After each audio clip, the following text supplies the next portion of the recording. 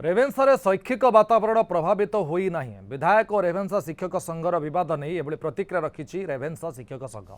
शिक्षक संघ media coordinator कहते रेवेन्सा यूनिवर्सिटी टीचर्स एसोसिएशन बा रुटार एबे एकमात्र दाबी विधायक प्रकाश सेठी अध्यापक अध्यापिका मान विरोध में बाचस्पति को देथिबा लिखित अभियोग प्रत्याहार करनियंतु। आमर अन्य दाबी आम कुलपति निकट रखीचु।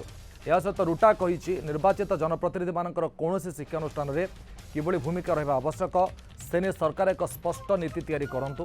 सिनेट किंबा सिंडिकेट मेंबर कर विश्वविद्यालय भूमिका कौन रहा उचित सेने मध्य सरकार स्पष्ट करने आवश्यक बोली रुटा कही।